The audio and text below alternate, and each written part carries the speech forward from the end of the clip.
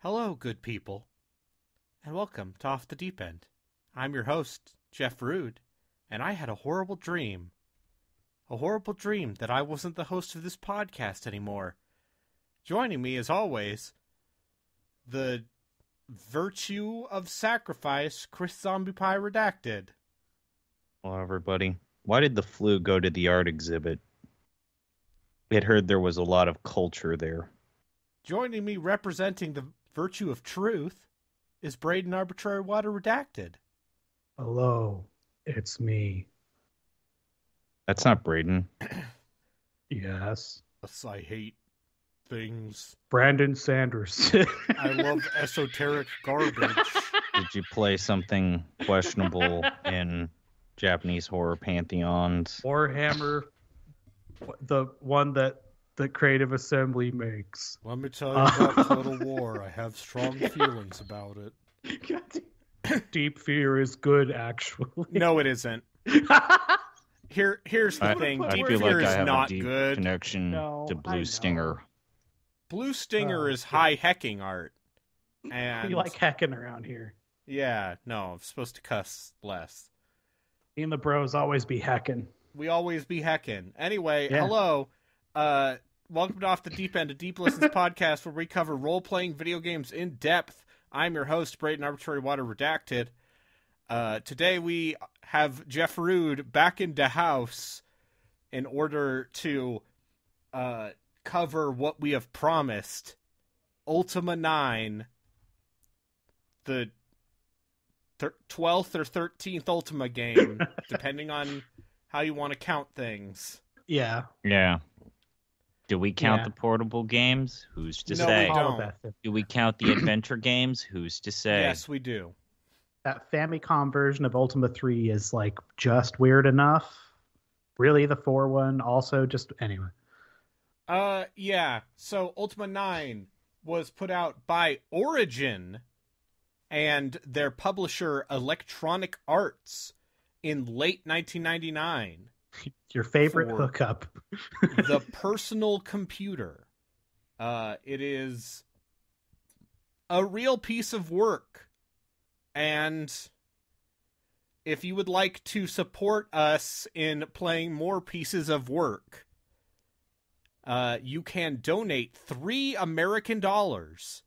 I don't know what that is in Europe bucks, but you can donate us $3 American on our Patreon and get access to the slush pile, and also help us towards our next goal, which is Mass Effect Andromeda 40 patrons. 40 patrons. We're going to be We playing might get Mass the main Effect podcast Andromeda. to play with us. Yeah, who's to Here's say if who's to it's say. going to be the second coming of Jeff Rudd. But, yeah, we got 40 pegged Good luck at with that Mass Effect Andromeda, and then 50 will be Lunar Dragon Song. Yeah. Which I at least recently found out that Hardcore Gaming 101 classified Lunar Dragon Song as kusoge. I don't know if I completely agree with that. You did tell me it was one of the worst RPGs you have ever played. And I have heard that from other people who are not you.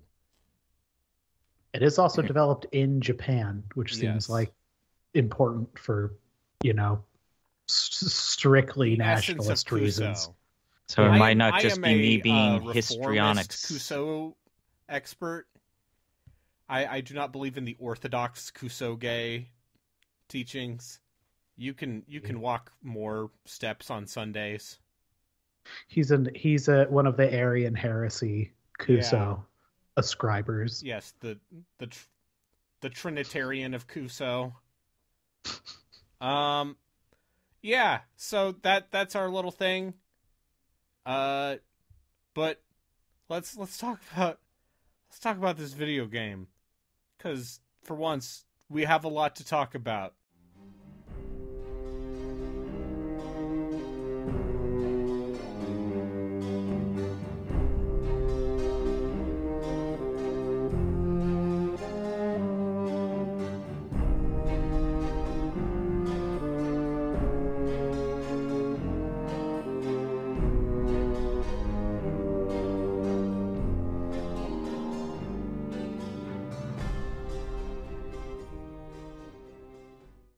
Yeah. Surprise, surprise. We sometimes joke about the proportion of our podcast being how much of it is just build-up versus an actual discussion of the video game. This is going to be a weird one, everybody. I wrote notes. Oh. I wrote notes. Well. So, this game is infamous. And I'm not talking about the guy with the lightning hands. This game killed Ultima. It killed Origin. It killed Richard Garriott. No, it didn't. He's got a couple of bad Korean MMORPGs that he's are got a bound couple to of crush bad his spirit. MMOs and maybe an NFT game to sell you. Man gotta go to space and marry a noble woman. From space.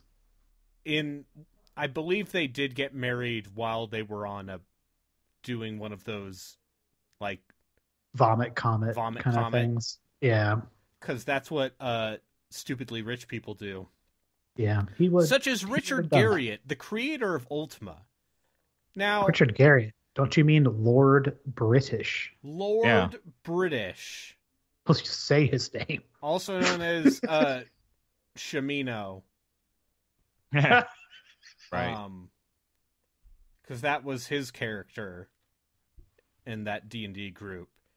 But we kind of covered a lot of his origin in our original podcast with the terrible audio. And so we don't need to go over that. Instead, I want to talk about where was Origin in 1999. So they got bought by EA in the early 90s. And then they put out Ultima 8, which is not considered a great game. It's trying to do some stuff with action RPG combat.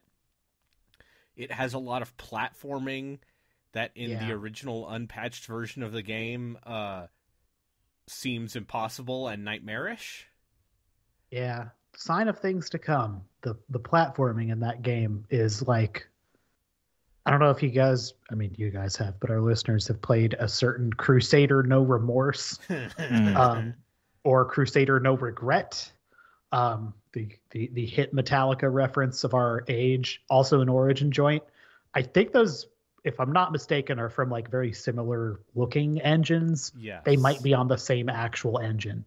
But yeah, it is, dare I say, just askance of isometric platforming, which is, if you're from Europe or got hit in the head really hard at some point in your life, you might played some tolerate. Amiga games. You might have a higher tolerance of bad platform. If you have strong feelings about American McGee's Alice, yes, you might be a fan of Ultima 8. Yeah. But yeah, it's as we will discuss, maybe a little Ultima 8 in this game as well. Yeah. In more than one way. So Ultima 8 was 94. Correct. So 2 years after Ultima 7 and 1 year after Serpent Isle. And then they started to work on Ultima 9. It didn't come out for another 5 years, which nowadays is normal video game development time. But back in the day. Back in the olden times. Listen here, youngsters. Did you know video games that were high budget used to only have 2-year dev cycles? It's true. They used to be called Call of Duty. Yeah. They made this game called Ultima Online. Yes. And that quickly became the priority for, let's say, Origin system. Also, people forget, laugh about it all you want, about how it was super esoteric and maybe not the most fun you could have with an MMO by today's standards. But Ultima Online is one of the most important video games ever made. And in that post Ultima 8 era, increasingly Origin Systems' diet in terms of what was keeping the lights on was moving away from being a publisher, because, you know, most of the EA divisions that were now replacing that role were taking that away from them. But this was increasingly when Origin was just churning out expansion packs to Wing Commander 3 and 4, and then expansion packs for Ultima Online. And then also, hey, what if we did a follow-up to 8? Yeah, and then there was an expansion to Ultima 8 that was canceled. But the beta test for Ultima Online, which was in 1996, was so successful that EA said, "Hey, what if you put more people on this here MMO? It seems like it's pretty popular."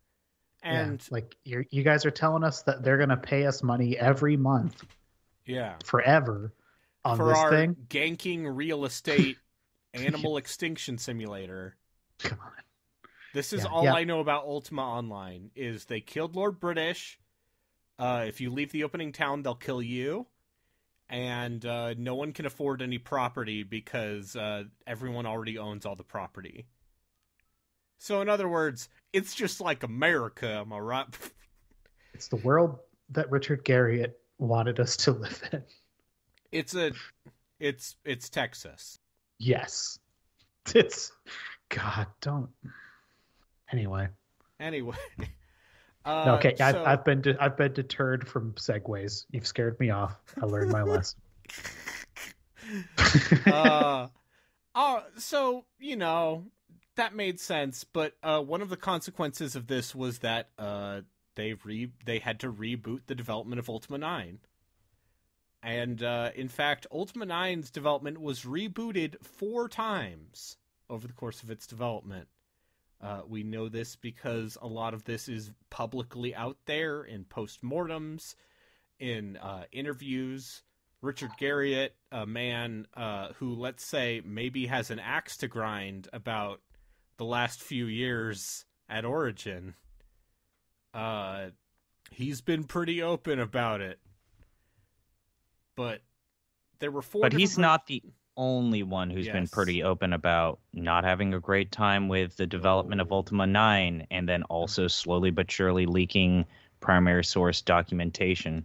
The other big one, which we'll talk about later, is Bob White, or who's the one that wrote one of the original scripts for that? Yeah, that was Bob White. Bob White, who wrote one of the previous versions of that game, and Bill Randolph, the lead programmer. A lot of people have had a lot of things to say about this game, and I think it's, you know, it's trite to think about now, but back in the 1990s, in the CRPG space, Ultima was hot shit. Yeah. The number of video games with the name Ultima in front of them that I would argue are maybe foundational for the medium is at least 3, maybe 4. Yeah. Yeah, I mean, depends on how you want to categorize a Colabeth, I guess. But, I mean, yeah, like it's really, there's a world where if this had, it's hard to really pick like what the inflection point would have been where this could have been like fixed. But in a world where you picked one of those and it worked, you could be talking about this in space of something like Morrowind. That's not an insane world to imagine. Like if you go back to 1995 and say one of these series is going to be relatively healthy in like the early 21st century and one of them is going to be completely dead, they'd have probably picked the one with like the gladiator lady on the front that ran like dog shit and came from the people that made Terminator for like DOS and not Ultima. And that's how things went. I've said this before, but I guess I'll say it again. Of the classic pantheon of like 80s to like mid 90s CRPGs, I've often posited to Braden that the only legendary CRPG franchise that basically ended its main trilogy on its own terms versus the terms of an overbearing publisher it's basically Wizardry, like Wizardry 8. And you can talk about the ways in which Japan has continued to make Wizardry games all you want, but Wizardry 8 and kind of the work that Brenda Romero did to kind of like, okay, it's over. We did it. Like, good game. Full sentence. Might and Magic doesn't exactly end on its own Magic 9, that game is a pre-alpha state. I still Ultima kind 9, of like it. Not so much. Ultima but 9, anyways, we have a lot to say. So, yeah. The first version of this game was still isometric. It might have been using similar engine tech to Crusader, No Remorse. So there's your connection right there, Jeff. Yeah. And then over the course of its dev, they eventually switched to a fully 3D polygonal environment. And boy howdy, that led to some consequences. There was also some notable turnover. They hired one of the lead devs from Westwood behind the C&C series. You hear about this? Command and Conquer, another popular 90s franchise. I mean, and you have to be careful about how you say that, because Westwood, before they became the CNC studio, they did have a progeny. They did have a line and a division in which was deeply rooted in they made CRPGs. Eye of the Beholder. Eye of the Beholder. So asking Westwood to pinch hit for Ultima, not a cause for concern. No, there are people involved. I mean, they were still making Lands of Lore 3 around this time, so. Oh boy. Yeah, like these are all dorks of a certain age, right? Like they know about this milieu. If this shouldn't, yeah, like you said, not immediately like, oh God, they're farming it out to a renowned studio making some of the most like acclaimed. Yeah, like you're fine. Yeah, but it's kind of the rest. The guy from Westwood, he left after a year. Yeah. Yeah. And then even prior to that, like the unexpected success of like early versions of Ultima Online led to Origin kind of splitting their studio in half, and the half that was tasked with Ultima 9 just struggling with the weight of what they were dealing with.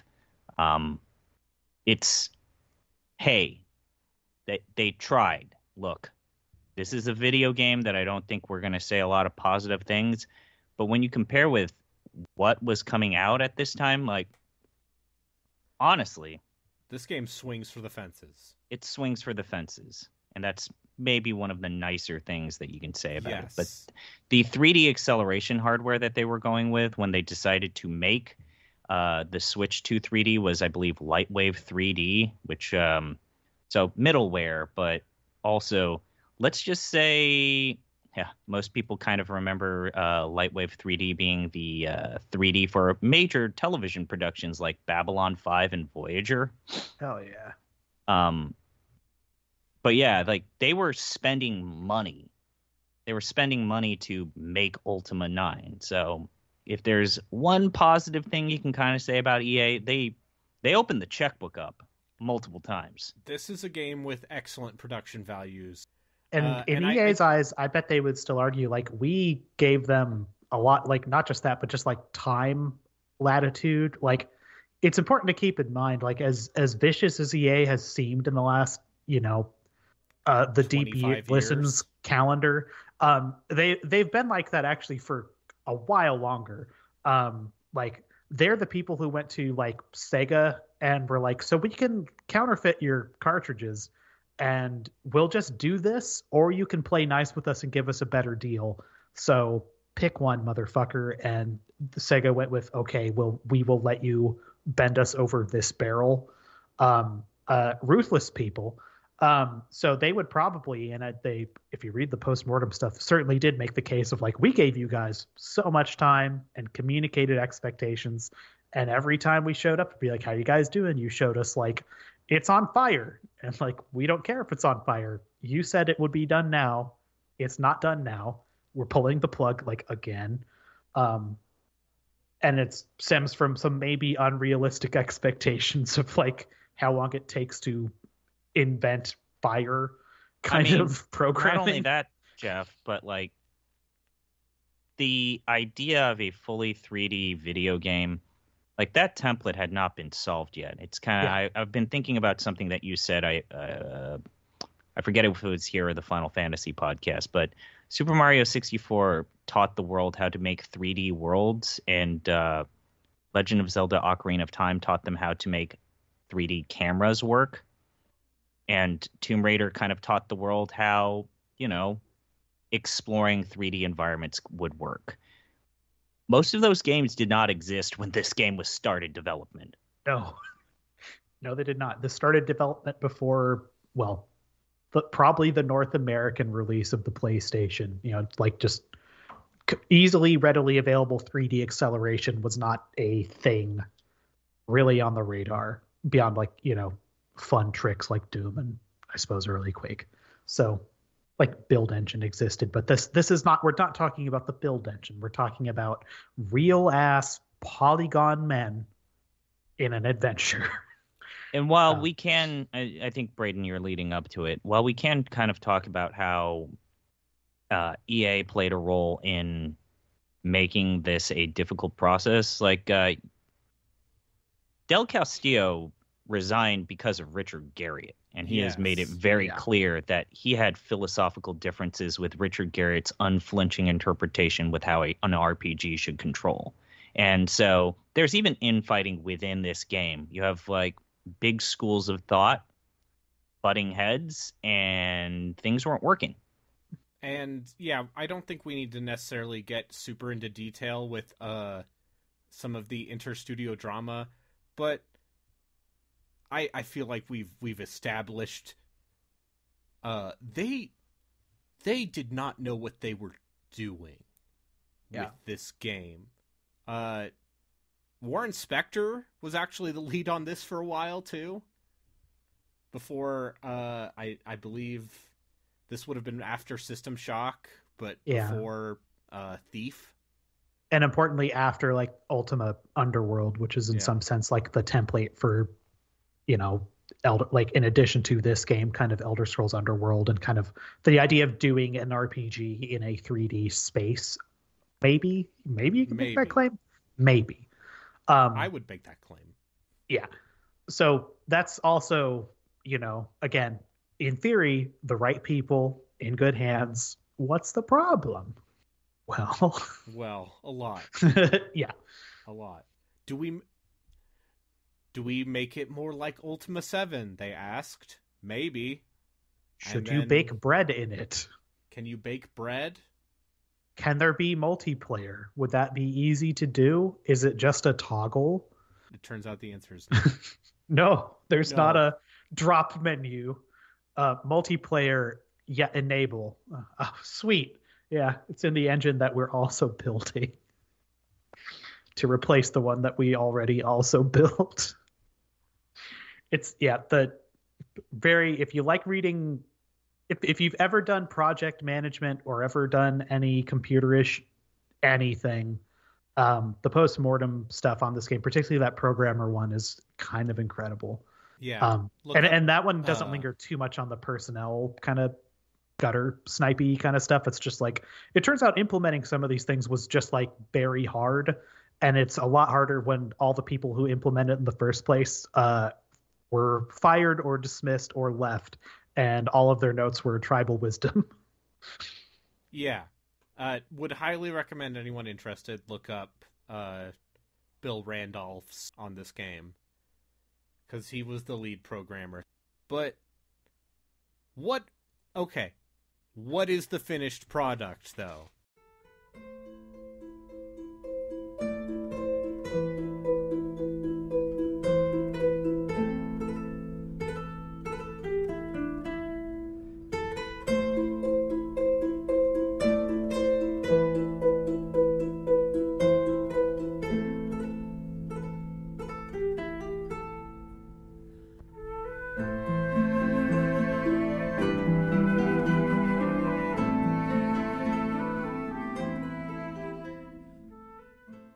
What is this?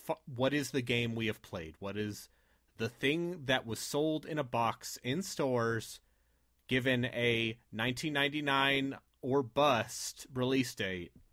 What, Chris? What is this game? So, like I said, in a lot of ways, after they've kind of settled down on what this game was supposed to be, in a lot of ways, as I've kind of said on Discord, this is kind of like a throwback to the format and pacing of like Ultima 4 and some of the pre-EA Ultima games. Like, it's not that far off from what we saw in terms of the structure and formatting of 4. You know, how much worse is it? That's the real question. But what do you do in Ultima IX? You go to towns which lack any kind of clear signposting or markers outside of merchants and the signage that they place outside of their businesses. You wander about until you initiate the next step to the main quest. You pick up on the virtue that the town that you're in connects to. You go to a dungeon themed to the opposite of that virtue. You pick up something in the dungeon, and in this case, you have to pick up 2 things in the dungeons, and then you apply it to a nearby shrine to restore that virtue.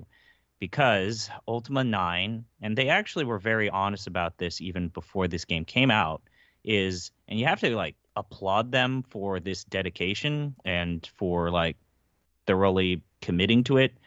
But even when production values were like the production of this game was getting complicated, they always made it clear this is the last mainline Ultima. The world is something's going to happen. We're not going to tell you what that is, but this is it. This is the big end. This is the climax and the denouement of Ultima as a franchise. Yes. And so when we enter Ultima IX's world, we discover that things have gotten poor. Things have gotten very, very bad. Britannia.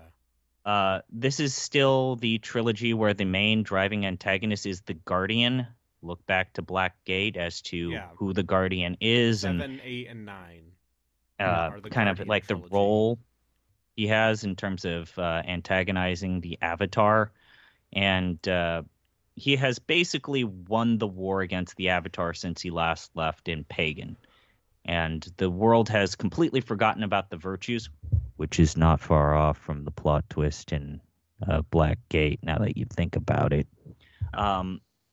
And he has to reteach the world all of these virtues while getting to the bottom as to what is the machinations of the Guardian and the forces that have associated with him.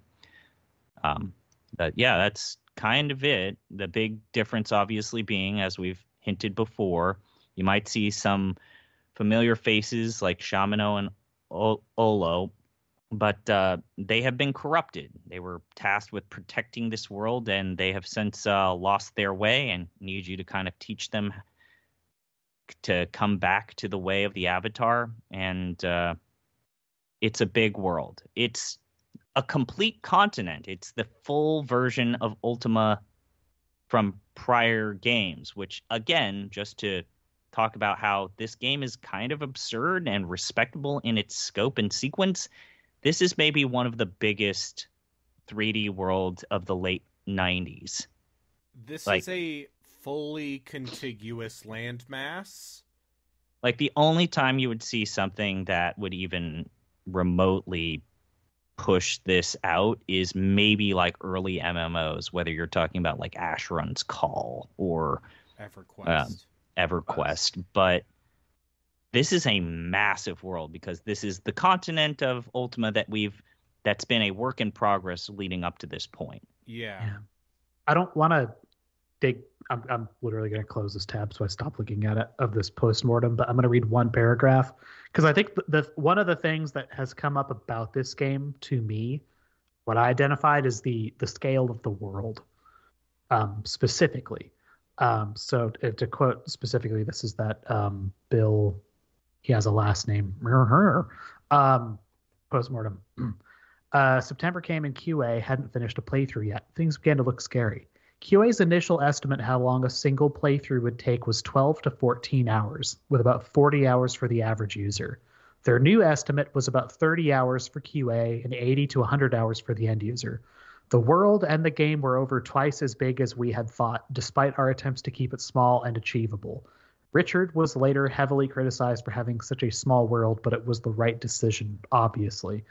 I've been thinking about like that kind of put a nice little cap on something I've been thinking about after playing this game for a while, which is just, again, jumping ahead, but the world feels oddly small at times compared to, I think it's just the density of stuff that you'd see on the screen in like Ultima 7, which were these sort of dioramas of two-dimensional towns with individual people kind of walking around in buildings in little sprite object art ways that were kind of charming.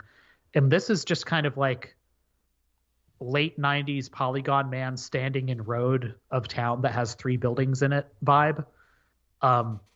That vibe is actually pretty honest to like what Ultima 1 was. If you go back and look at that game where towns were just like, here's a square and it has 4 rooms in it. That's a town, you dipshit. And 2, if this game were quote unquote just bigger, I think it would actually really underscore the problem with the game a lot more than the version that came out does, which is already kind of a lot. And that problem is, now that this is a 3-dimensional world, the process of navigating and going through all of the traditional Ultima hoops to progress things is just so much worse. Oh my God, it's so much worse. Navigating 3D spaces is hard. Yeah. It's like, again, if you in a very abstract sense, it sounds like Ultima. It's really not that far off the tree. In some sense, to be just like dead ass, this game is kind of not nearly as bad as people have made it out to be. That's the big thing that I want to just say is I went into this game thinking that I was going to play the worst CRPG that I've ever played my entire life, because that's kind of the reputation that it has. Is it killed a franchise? It basically killed a studio. It crushed the spirit of Richard Garriott. We've played on this show. No, I don't even think it's the worst. No, I'm going to say this is in the top half of the games we've played this. Well, I mean, this show. If I really tried to get to the bottom of like why I would not want to rank this too low, is like, God bless them. They made a video game that really shoots for the stars and pushed the technical limits. I mean, when this game came out, it was buggy. Like, that was the first thing that was the huge issue. And supposedly the design team strongly objected to the time release that EA management enforced. And this led to Origin Studios needing to constantly commit to patch fixes and multiple versions. But then again, as Jeff pointed out, like, EA gave them 5 years and it was constantly still always on fire. This has led to a weird situation with the current version of Ultima IX, where the most, let's say, complete fix of the game is an unofficial fix that supposedly came from an anonymous member of the team that you can just find out there. There's a fan patch. Like an insider fan that is supposedly made by a former Origin employee. It's the Kevtris BIOS update for the analog product you bought. This game's patch numbers go up to 1.19, which is quite a few patches. Yes. And I would say even in its fully patched form, even with fan patches, which it's fun because one of them introduced a new issue. Yeah. Oh. Yeah. I'll talk about that when we get there. Yeah, don't worry about it. We'll get to it. But even in its fan patchy state, the way I would describe interacting with this game, the basic juice, one might say, of this game is this game is incredibly janky and cumbersome in its attempts to be accessible. Well, I mean, okay, so it ditches a lot of the standard Ultima standbys, both mechanical and UI UX I think that's where you're going, Braden. This game, it is trying to be a game for normal people.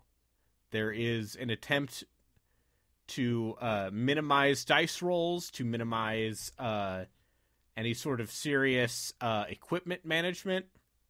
It's just that it was 1999 and they did not know how to do any of that. So instead of a paper doll inventory, some game designer said, what if you were the paper doll? What if the paper doll was the character on screen? So the way you equip new items in Ultima is you drag them onto your character. You drag them on your guy. Yep. It's as good as it sounds. And it's as good as it sounds. You have to press the Q key to free up the cursor so you can click things around. And this is definitely a pre-standardized control scheme. Use the arrow key, use the mouse for most of the game, and can get away with using the mouse for most of the functions in this game. You don't want to, but you can. Yeah.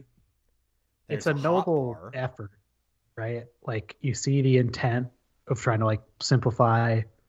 It's lost to time, but like the first long stretch of really CRPGs, we're very happy to mount, like, they're like, this keyboard has about 50 buttons on it and we could use every single one of them for discrete, really granular functions.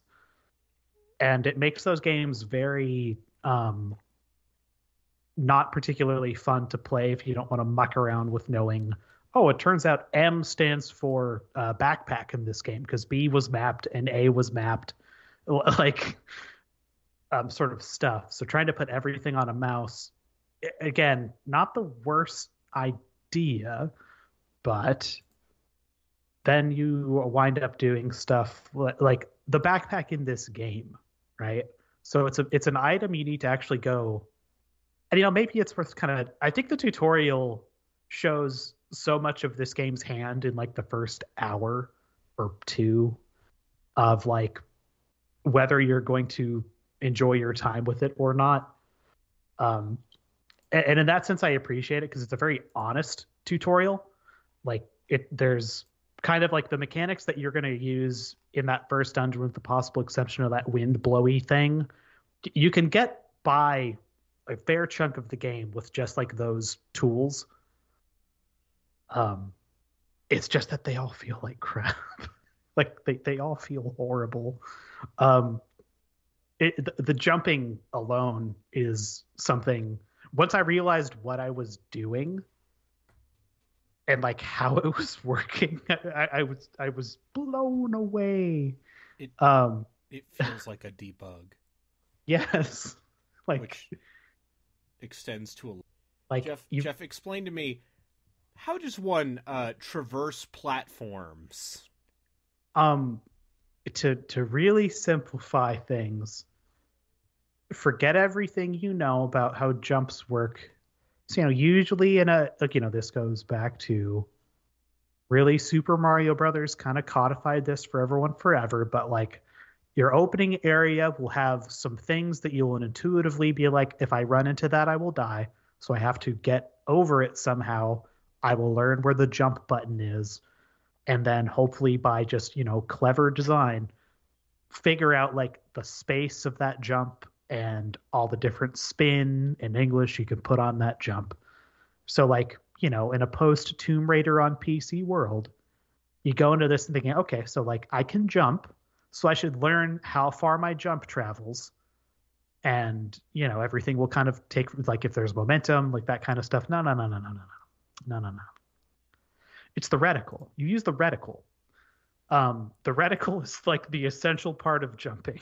If that reticle is pointing at a ledge, and it is what I would describe a intuitive and reasonable distance from a person such that they might jump there, you will jump to the reticle.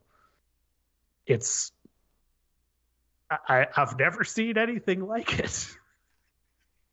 I wouldn't call it good. Oh, don't worry, Jeff. That's how the jumping was in the post-patch version of Ultima 8. Yeah, that's just, I was like, It's this, just you press the jump button and you jump where the mouse radical is.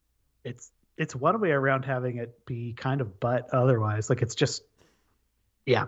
And you'd go, okay, but I mean, for real though, it's an Ultima game. How much jumping are you going to do? Buddy, So you could jump a lot. yeah, not only because the walking speed in this game is interminable and jumping is the fastest form of traversal, but also here's the twist. Here's the card up my sleeve. Here's kind of my thesis on this game is they sure did play Tomb Raider and Ocarina of Time, huh? Yeah. Because if the overworld aspects of Ultima IX are very, let's say, semi-traditional, there are towns, you talk to NPCs, every single town is corrupted with the opposite day version of its virtue. So the city of truth is the city of lies. ZP, do you want to kind of go into like the general NPC interactions? Well, like game? I said, in a lot of ways this is the Ultima experience. Like, this is the part, looking back at a lot of reviews talking about how this is too obtuse and this is too cumbersome. Like, I get it. That's true. It's absolutely 100% true. But at the same time, when you kind of squint your eyes and look at it as this is just a 3D version of the Ultima experience, like, this is it. This is probably the best you could probably do given the technology that they were working on. 100%. But yeah, it involves a lot of you understanding what the virtue is, talking to unmarked quest givers, needing to take notes. So this game really does feel like it's still of the school of, hey, there is this book-like inventory system that you can fan through and click bookmarks to get to where all of the useful information you're probably looking for is. But at the same time, you're probably taking your own notes because the journal entries are not... The quest log is not great. So it's, in a lot of ways, despite its new era trappings, it is very old school.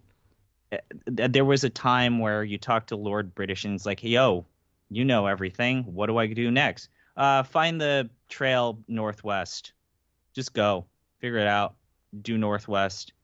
And I have to tell you, trying to find these beaten paths and just trying to remember, okay, Eastgate. Great. How far into the center of town before I turn to east and then move from there? I don't know. The draw distance doesn't help either. You can actually boost that up in the settings, and again, one of the reasons why it's set to such a bad draw distance is because this game was pretty demanding on technology in the late 90s. It was the crisis in a lot of ways of its time. So, you have given a pretty good summation of like the overworld part of this game and the NPC interactions. I think the thing you're missing though is the part where the writing in this game is farcical. God. The avatar is a goober. That doesn't help. The other NPCs that you're interacting with, whether it's Lord British or the other people, I don't know if this is like a compromise with them putting in a lot of voice acting in this game, but they're just, oh no, I've lost my sheep. Can you go find my sheep? Oh no, people have lost their understanding of compassion. Can you teach them? And then I guess in a lot of ways to make this game a good, because they did have the general audience in mind when making this game, but like you have the option of the avatar asking about basic information about what's happening in the story. And the way that he phrases all of his questions just makes him seem like a complete dumbass. What's a paladin? You may know that as a bit from early internet, but yeah, the thing that sticks out to me with this game's writing is old like Ultima older Ultima, it is definitely has a silly side. It's got some goof next to some of the, more self-seriousness around the virtues. But it is also, I would say, a series that takes its general writing and level of sophistication seriously. Mm-hmm. And I think one of the things about Ultima 7 that really stuck out to me after I played it for an hour, because I looked at this and I said, this can't be right, is there is a surprising amount of sophistication in Ultima 7 for a game from 92. Like, every single NPC, you can ask them their name, their job, what they like to do, favorite color, and you do that to solve crimes, because a large chunk of Ultima 7's introduction is a detective. And this game, every single character's like, ho ho, Avatar, I am from the town of being nice, but now I'm mean. I'm going to kick this orphan.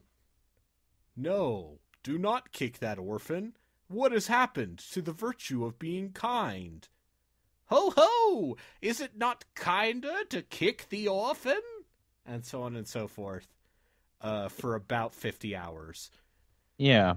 So, like, those moral quandaries that are a unique, if not a pretty distinct major part of Ultima, I don't know why they super simplified them into the most rote and binary trolley dilemmas, but yeah, that's kind of what you get a lot of is, oh no, I'm going to go to jail because I didn't pay my taxes.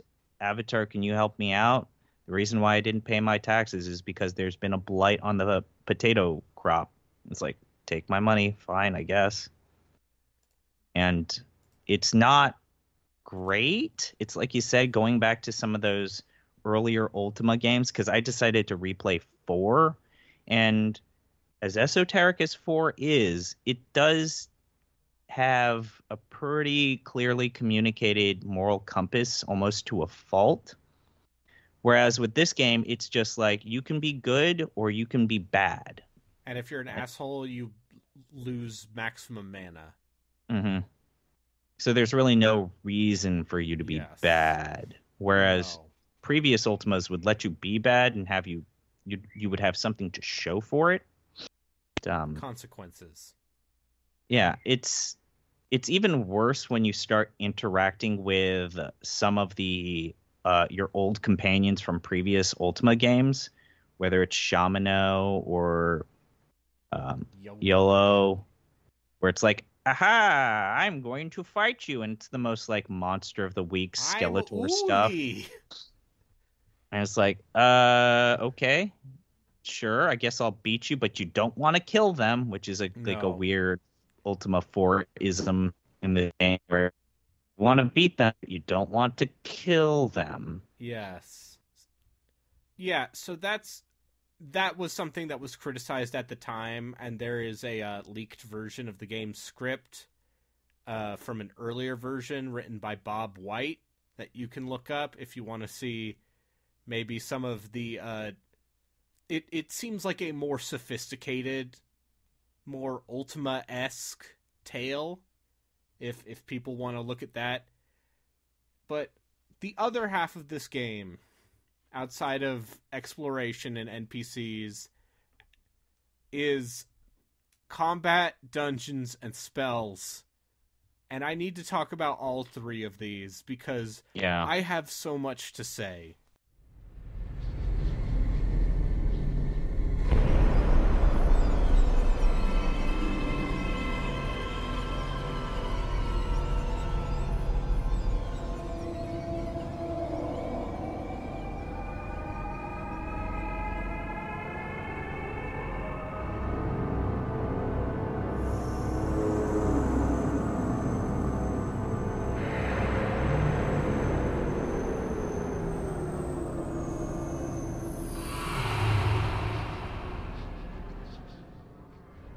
Music break.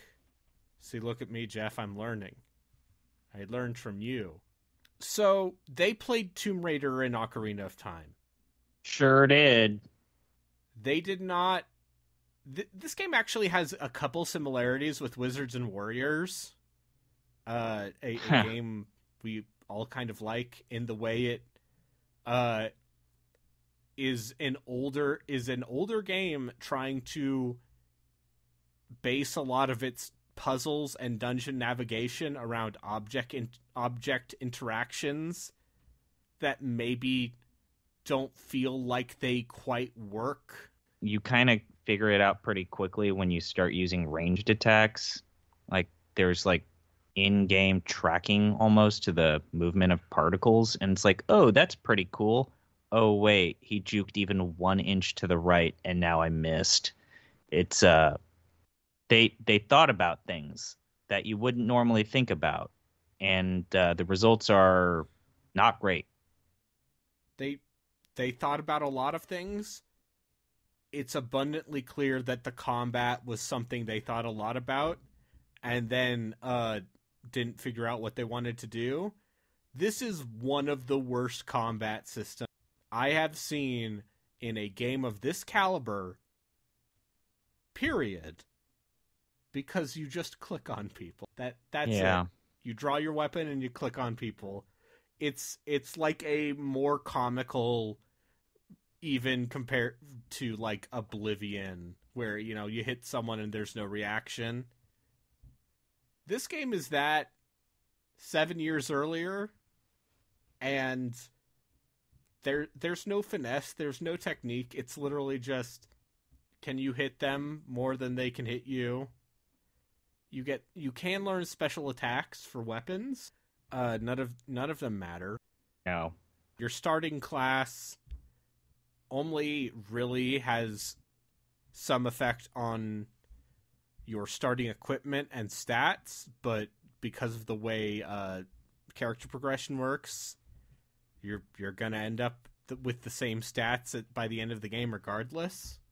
But the thing that stuck out to me, aside from the combat being like feeling like a placeholder, is there's no reason to fight anything because you don't get experience. And you do need gold, but you don't need that much gold. And so after a certain point, if an enemy could be juked around, I would do it. Because there's no reason to fight something other than you want to click on it a couple times. The other option is, well, the one thing that the game, I guess, kind of sort of does is that every enemy or thing that you fight is hard or soft-coded to be weak or susceptible to a specific weapon type. So in theory, what the game wants you to do is have multiple weapon types in your inventory so as that you whip them out and never feel like you're not able to beat them. At the same time, you can just brute force it by just spamming the same attacks with a high-leveled weapon. You get that fire sword. You get that fire sword by doing that maze, which is a reference to Ultima Online. I guess the maze is also in previous versions of Ultima as well. But you do... The only, I think, complication is the magic system, which, for me, that is so much worse than the actual DPS and martial combat. Because at least with the martial combat, it's like, oh, there's a new little trinket for me to drag onto the hands of my character, and the bar went up. I guess I'll give it a shot. But the way that it's implemented, the weird bespoke reagent system and needing to place things on a pentagram and then resting and praying for just unlocking basic magic spells, that's where I think, oh boy. The magic system in this game tries to combine the classic Ultima reagent system with a D&D style spell book scribing. So you need scrolls. You need to have cleansed the number of shrines equal to the level of the spell. You need a scroll of the spell. And then you need to go to a pentagram, throw all of the reagents and the scroll on there, chant the magic words, and then you can finally scribe the scroll to your spellbook. This has the side benefit of you cannot learn any level 1 spells until you cleanse the first, because as I started, so I couldn't do anything with that extra magery.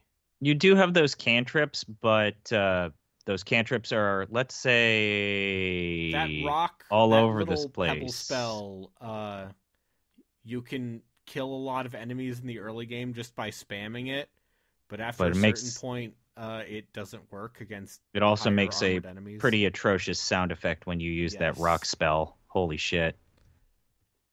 They did not expect you to be mashing the F2 key. But that's ultimately the problem with this game, where rather than trying to figure things out and explore things authentically, you're just, once you find a getup or something that you're comfortable with, you just spam it. So once I did take the time to get like the level 1 fireball, like I did not have any patience for finding anything else. So I just spammed that level 1 fireball. And I just stuck with swords. Even though I started as a druid, like I just was so fed up with needing to do these bespoke little processes to get stuff. I mean, I guess the good news is that the starting place where you're supposed to invest some research and time into discovering new spells does have some really good stuff for you to be doing. And it's not for lack of trying that this game tries to opt you into these new subsystems. In fact, this game has a pretty good in-depth tutorial. Like the tutorial in this game is good. Yeah. Like shockingly good. We went over. The game puts its cards on the table pretty cleanly. At least, for a game from 99. But that didn't stop me from getting stuck in the dungeon. I mean, it's a lot of find a pixel that's hidden over here, click on it, and hope that you can get to the other side before the gate goes up. It feels like they learned the wrong things from Ocarina of Time and Tomb Raider. And not only that, it does a lot of the same mistake that a lot of Tomb Raider clones do and Zelda clones do, where it will do the, hey, you flick the switch, we're going to show you a camera shot of this gate going up. But the gate that goes up is not in close proximity to you, so you spend a lot of time just being like, where is this thing that I just saw open up? Oh my god, where is this? There's a lot of switch pushing and hitting targets with the bow and moving and dropping, barrels and stuff. And the game does not feel like it is made for these sorts of interactions. You got further than I did. I think you got all the way to the 4th dungeon. Yeah, I got to the 4th dungeon. There is just for Jeff and others, there is a lava dungeon, which Braden saw me do. And it involves a lot of pushing things into specific spots, shooting projectiles and hoping they hit targets, using your bow to hit targets, and they're all timed. The worst of which has to be, and remember this, Braden, where you are looking at a totem from a very unhelpful camera angle, having the totem hit something with the fire that it's spewing, and then you have to adjust the angle and the position of the totem by using 4 crystals. And it's very bad. But they tried to do puzzles, like in a fully 3D world. Puzzles, and the dungeons are mostly puzzles, because as mentioned previously, the combat in this game is not interesting or deep enough to require anything of that sort. And almost as if I wonder if they knew that this was not sizing up the way that they wanted it to. So the solution was, what if the dungeons were more puzzly rather than combat oriented? Yeah, it's a mess, and it led to you finally putting our closing statement into action in a way I approve of, because there came a point with especially those dungeons where the puzzle design is less about cleverly figuring something out than it is tediously forcing the player back and forth between 2 points to do trial and error. Like when you were arranging that target in a very specific spot, and you did it. You broke the seal and you used console commands, and by God, that's the only way you saw half of this game. I also should clarify why I needed to use console commands. So there's a ritual that performs when you place the seal and then also like the emblem of a shrine on the shrine. You see this kind of cool animation where it hovers up and down on the platform that's meant to represent the shrine. And they're supposed to like transform and then plop down on the desk. And for whatever reason, in the most recent fan patch, so that cutscene is actually in engine. Those are the real objects in the game being manipulated, moving up and down. And so I realized that I couldn't get the objects. They weren't on the table. And I realized that they were like 20 feet in the air because the cutscene pushed them out of bounds and they got stuck there. Shoots them up in the air. And I had to basically enable no clip mode, fly up there, pick them up, and then I had them in my inventory. And like this game goes a lot quicker when you're able to like move around freely. When you're able to no clip through things.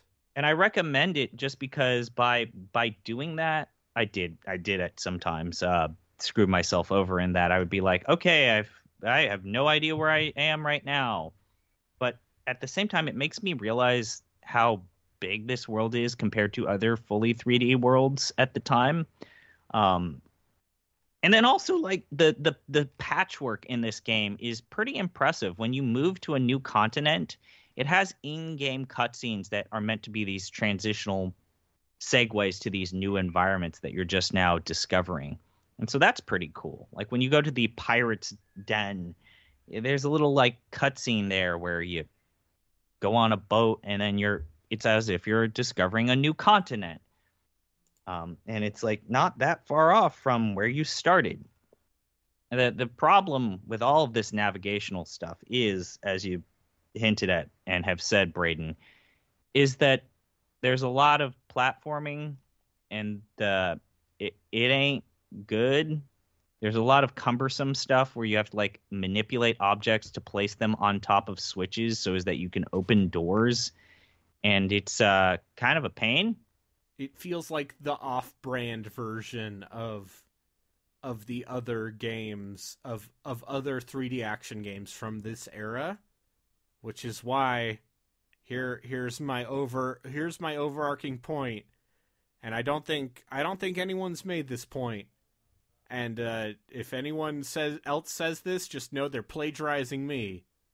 Ultima IX is American Eurojank. This is the thesis.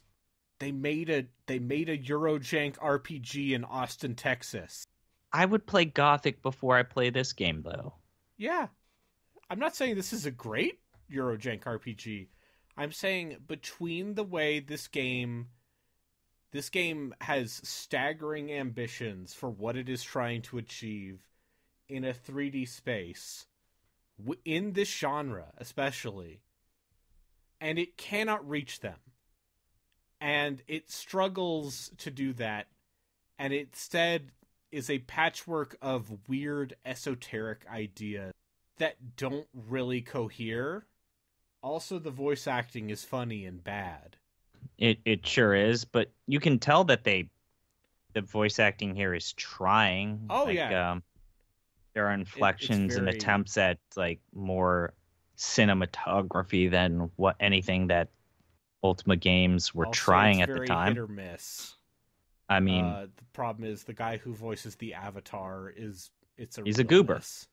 Yeah, he's a goober. Like, yes. How do I do this, Lord British? You just want to give that man a wedgie. Yeah. This And game also decides to do a romance angle with the that's the, right, the the Avatar pirate and the girl. pirate lady, which comes out of nowhere and is not good at all. By the way, the Avatar's male in this game, even though the Avatar could have been a man or a woman in previous games, because paying 2 voice actors costs money. Yeah, I just really got fed up with some of the stuff that this game was asking you to do, because it really does feel like they're going through the motions in a lot of ways. Of You basically get the gist of what these dungeons are going to do. They're mostly puzzly and puzzle oriented, and the way that they move you from one location to the next is just maddening. It's like, yes, your next town, you must go to the far off shrine of, let's say, truth. Go off, dear Avatar. And it's like, okay, so I'm going to go north. How long do I go north? Man, I was praying for any other like better indicators of where I needed to go whenever I needed to actually move around in this game, because it really does feel like the classic CRPG notions of trial by fire, find it eventually. And also along the way, we're just going to throw a bunch of crap to fight you, and you get to interact with all of the spam the same attacks over and over again. And it's just when that's it, the patchwork is constantly needing to spam attacks because that's all they got in terms of the combat. It just really got on my nerves eventually. And I was like, you know what? I respect what the game does. I don't like playing it at all. Jeff, what do you think about my thesis? Did we lose Jeff? Did we lose Jeff? Hi, I'm back. Hi. I just can't help but note that Richard Garrett has ties to the United Kingdom. Yeah. Just want to point that out. So in some sense, he is kind of Eurojank himself. He's half Eurojank. Yeah, he comes from the Eurojank region of Europe. So it's A small island in the North Atlantic. Yeah, we can call it Eurojank for the same reason you could call Final Fantasy III Kusoge if you were operating in like purely bad faith. But yeah, I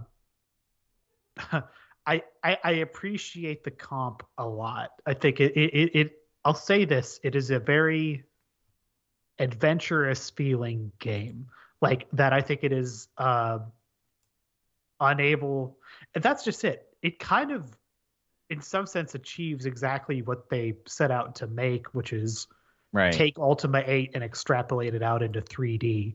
Like I think given the circumstances, I can't help but see it as like a modest success on some axis.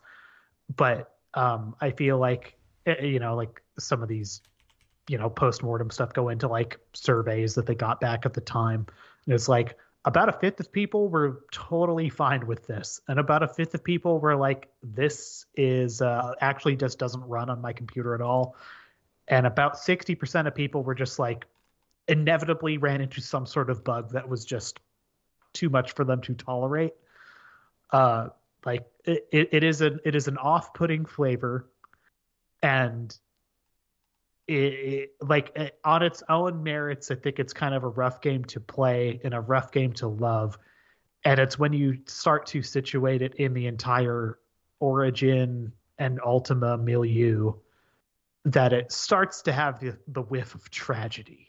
Like real, genuine tragedy about it. There's a world where I'll say this. I think this game is kind of at the confluence of so many different video game design and business trends that I think even if it was more quote-unquote as intended, I still don't know if it would be looked back on as fondly. Just because the idea of trying to make a game of the style and scope of Ultima 7 in a 3D world, it's a lot. It's demanding.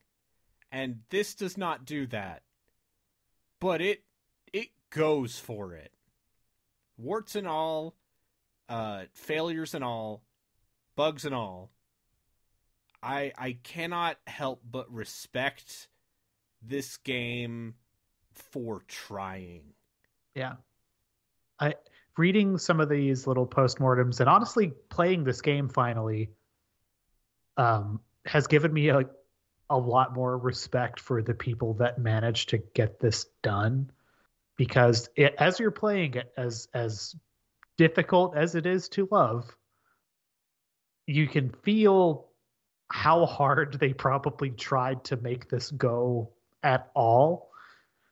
And it does have a, in like middle school essay terms, a beginning, a middle, and an end. Like, despite everything, they made a shippable product eventually. And I think that's really impressive considering the circumstances and what they were trying to do. That doesn't mean it's good, but it does mean, in some sense, it's maybe a more impressive game than people might give it credit for. They also did things that no one else was even attempting to do. You get to that underwater Atlantis level with the gargoyles, where you just gain the ability to fly. And it's one of the few non-flying 3D games that has any representation of like a completely free Z-axis in a 3D world, which that fly walk in the air animation's not good, but gosh darn it, it's insane that it's there. It reminds me a little bit of the Hoshuo Murahito walk through walls moment of, okay, you did something. You threw the book in the trash in terms of how to make one of these. I cannot help but respect the ways in which this game manages to do things even if I am irony poisoned and half of that is just to laugh at it. But if not for the part where I don't think this game is any fun to play, I would have probably played more of it, because it's got moxie for days. It killed Origin. Well, technically Origin would still survive in some form or another until I think like 2002. Because they kept making Ultima Online expansions. The last Ultima Online expansion came out in 2016. I know Mythic was in charge of that for a while, and I don't even know who's left. This is the end of Origin. Yeah. And it feels Bullfrog was on its way on the chopping block. Westwood still had a couple more years, but this feels like one of the first EA studios, or EA a beloved studio that was gobbled up by Electronic Arts and then unceremoniously dumped into shallow grave. But hey, they got the assets, and we know they've been using those. Yeah. They've been using the UI. Yeah. They revived the Origin name for their beloved Steam competitor. God, I forgot. And now it's not even called Origin anymore. And gave away like half of those Ultima games on there at different points too. Yeah. I bet once every few years someone goes up to Andrew Wilson and is like, what if we made a new Wing Commander? And then he goes, oi, what's that? That's not FIFA. And then that person is, dropped down the trapdoor into the pit of angry vipers and never seen again. It's not nearly as bad as its reputation makes it out to be. Yeah, on the scale of like actual nuclear disasters, some of which we have played for this podcast, this game is not that. No. This game is overly ambitious and mechanically undercooked. It's just sad. Like ultimately, like it just feels like such a sad little note to go out on for the series. Yeah. I mean, that's the other thing to say. Like, the death of Origin in turn also signifies this real changing of the genre, because the CRPG genre is going to With the advent of 3D, some sacrifices will be made, especially with the rise of BioWare with the genre. Some sacrifices will be made in terms of this, just the conventions of the traditional CRPG, and this leads to a lot of the stalwarts kind of just falling out of favor. And it's a tough time for computer video game developers. It's also a tough time for this crease of RPG.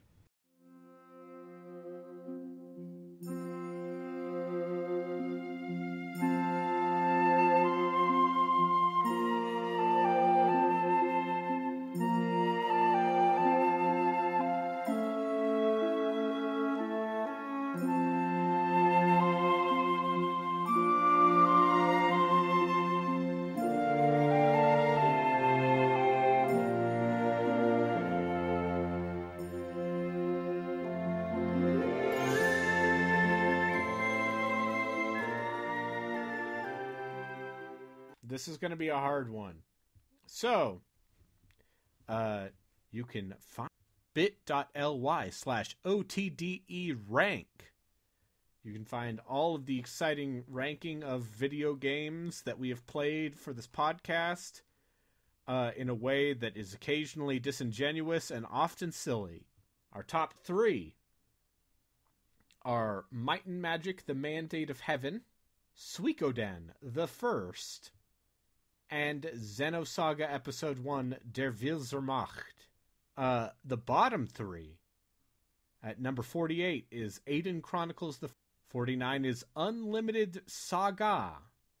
And number 50, probably forever, is Hoshiwo Mirohito. Well, I guess it won't be number 50 forever, but it'll be at the bottom for a very, very long time, unless Cassidy is hiding some sort of, like, even darker piece of garbage somewhere. Bring Descent to Undermountain to GOG, you cowards. Bring Descent to Undermountain to GOG. You already brought Death Keep. Why not Descent to Undermountain? I'll play Death Keep. GOG.com. CD Projekt. The Nation of Poland. Listen here. If you bring Descent to Undermountain to GOG, I will stream myself playing through all of it. I'll do it. I'll do a sponsored stream. I'll say that right now in public. You have the power. And we still have a version of Raven's Cry that is the original release of the game. Yes. Thanks to our good friend Cassidy. Cassidy did, yes, offer up to share with us a version of the original version of Raven's Cry, which we might have to take them up on that. But anyway, gentlemen, where do we even start? It's tough because I feel like we've always had a struggle with, like, ranking legacy versus, like, Is worth. This game better or worse than Hybrid Heaven?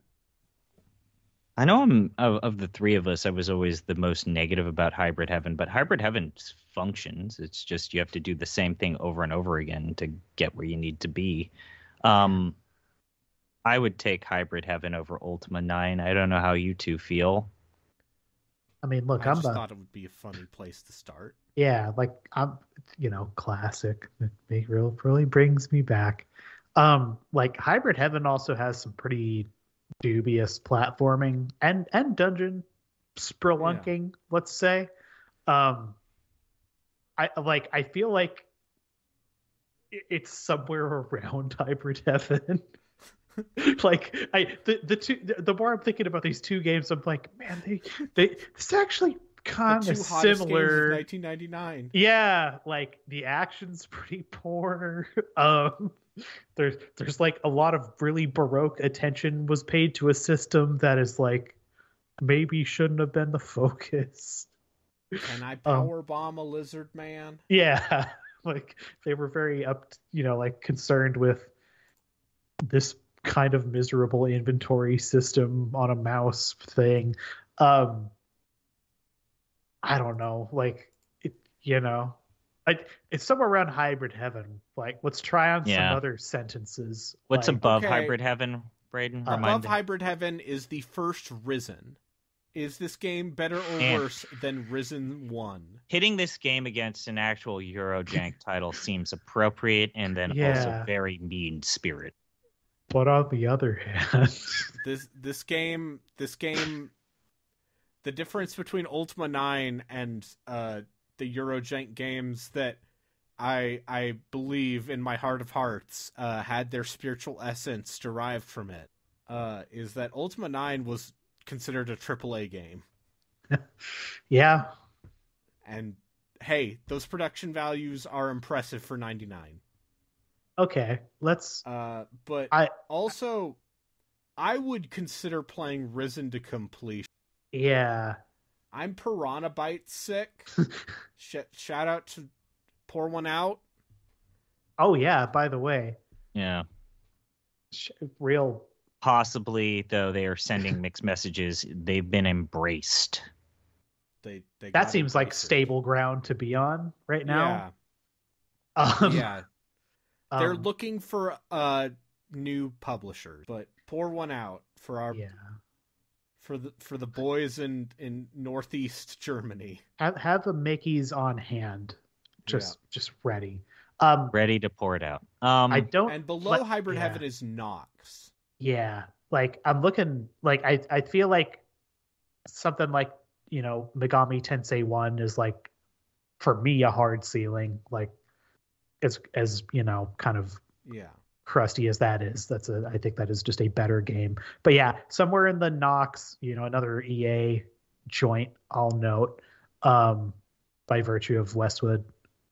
Yeah, below that you got like Bahamut Lagoon, Soma Bringer. You enter into your like conceptually interesting but space. Below that's Gauntlet though, which I'm like, man, Gauntlet might be better than this on some level. But yeah, How much of that is just the same? I mean, even I just don't like know. OG arcade ass Gauntlet. Arcade Yeah. Gauntlet is a more rewarding and straightforward experience, as exploitative as it is in Just terms of broke guzzling your quarters. quarters. And I've arrived at a point where I think I just genuinely don't care for the Adventure of Link very much anymore. So I'm like, yeah, this might be better. Hard on that, huh? Like, it just pisses me Okay. off. So somewhere in that 20s slot. Is this game better or worse than East 3, another notable franchise black sheep? Where you just spam attacks with a flaccid, there's no hit worthless stun. sword. And That said, East 3 is short. This game, I don't know if we mentioned this. This game is like, Ultima IX is like 40 plus hours long. Yeah. And half of that is the walking speed. Yeah, man. Because I was gonna sit here and say, like, I don't know, East 3 has like the Oath and Felghana problem too, where there's a vastly better version of the game out there. Ultima 9, there's Ultima 9, and that's it. There is no. I'm surprised that there was no like grand fan attempt to. Yeah, or like insane, like we took these concepts and backported them into the Ultima 8 engine. Yeah. Like we tried to make the original version of the game using cut assets. All right. So to get back at it, who are we pitting Ultima 9 against? I feel like we've been hopping around. Okay, is Ultima 9... It sounds like it's probably we better. are in favor of it being low. So yeah. Let me... Is Ultima 9 better or worse than the original arcade classic Gauntlet? No. No. It's not. I can't say that. It is worse than Gauntlet? Yes. Yeah. Okay. Would you okay, let me phrase it this way. Would you rather play Ultima 9 or Zelda 2: The Adventure of Link? I would probably play Ultima 9. I would rather play Ultima 9. Yeah. Yeah. Yep. Okay, that's it. Our new number 29, Ultima 9. Shout outs to my boy Richie G. Excuse me, I mean Lord Richard Garriott de Seyou. Just for don't this buy any of his prestigious NFT award. things. I wish you the best with your shitty NFT game that sure did disappear off the internet as soon as people stopped caring about NFTs. And I hope you enjoy your giant castle in Austin, Texas. Congrats on owning part of the moon, or Congrats whatever for you think having you a dad who wasn't, and leading to clearly a lot of stuff. Yeah. Oh. He's an interesting feller. Yeah. Yeah. All right. So. And yeah, now for something completely different. And now we get to go back to what we were already going to do, which is Breath of Fire 3, which I'm going to say, based on the little I've played, might be a better game than Ultima IX. Signs point to yes for that. Holy shnikes. We will be having one Gino Grieco joining us for that. So you can look forward to our thoughts about a JRPG where the child murder quotient is surprisingly high. A very metal start to a JRPG. A very surprising amount of child murder in the surprised. first 10 hours of Breath of Fire 3. It's just animorphs at a certain point. Both childs doing murder and childs being murder. Damn. It goes for it. So you can look forward to that in a couple weeks. Thank you, Jeff, for coming back for this momentous occasion. Thanks. Celebrating the 8 virtues with us. Yeah, you two are genuine friends, and I appreciate you having me on here. We're going to test that friendship further, dear listeners. If you can bring Jeff back from retirement a second time with Mass Effect Andromeda. You know where to find me. If you want the sci-fi TV series spin-off to the movie that is Mass Effect, tell your friends to support us on Patreon. Make me play that game again. I don't like it. Hey, it's less buggy now. That's not the problem. We got this. We got this. Thank you, ZP. Thank you, me. And remember, dear followers of the 8 virtues, there's no such thing as cheating in a single-player game, especially if the walk speed is so slow and so arduous that you can just no-clip your way through. Bye!